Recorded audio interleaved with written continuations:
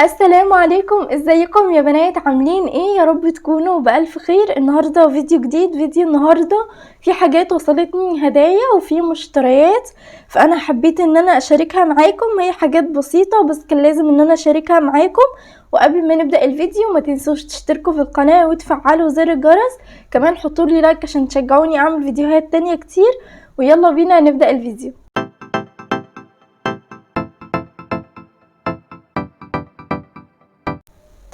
طيب اول حاجة يا بنات وصلتني هما الستيكس دول. هو ده شكلهم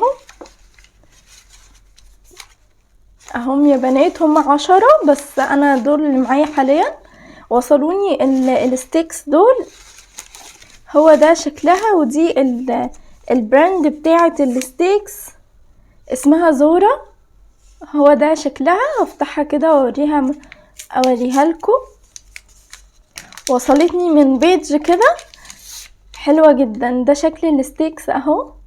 هما 2 كده بالشكل ده، وبتبقى مقفولة هنا، والمفروض ان انتي بتفتحيها وبتبتدي ان انتي تستخدميها وكده. انا بس هخليها كده، وفي فيديو تاني هقول لكم ازاي تستخدموها وهعمل معاكم فيديو قريب جدا هيعجبكم قوي. هو ده كان شكلها، حبيت اوريها لكم. دول وصلوني كده من البيج دي، واول ما اعمل لكم عنها ريفيو اكيد هقول لكم رايي فيها، وهسيب لكم كل التفاصيل بتاعتها لو حبيتوا ان انتوا تشتروا منها. وكمان عندهم محل وهقول لكم كل التفاصيل بتاعتهم. دي اول حاجه. وصلني كمان النودلز. ده النودلز الكوري اللي هو الاكس 2 اهو.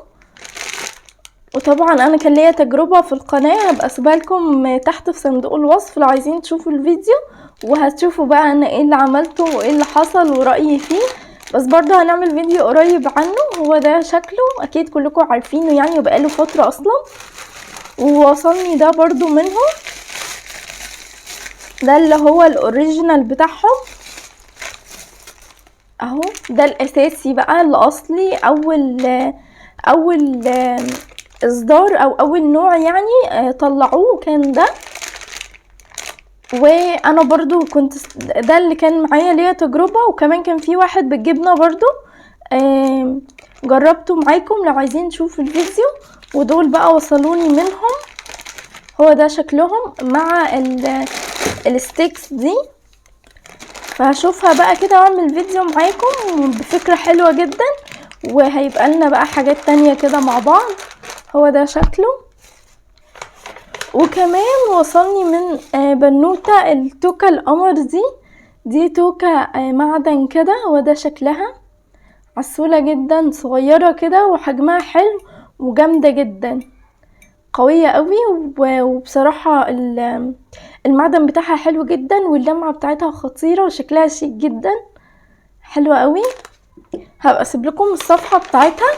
وكمان وصلني القمر دي بقى مفاجأة ليكوا كلكم. هبقى اسيب لكم بقى التفاصيل بتاعتها زي ما انتم شايفين كده.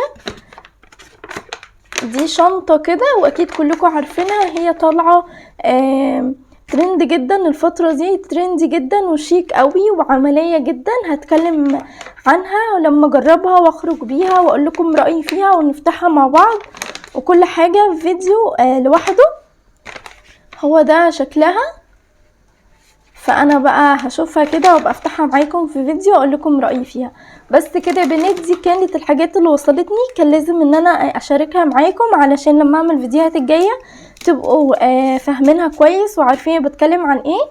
هناخد كل حاجه بالتفصيل، وهتشوفوا فيديوهات جديده وافكار جديده ان شاء الله. هتوحشوني جدا، واشوفكم ان شاء الله على فيديو جديد، وباي باي.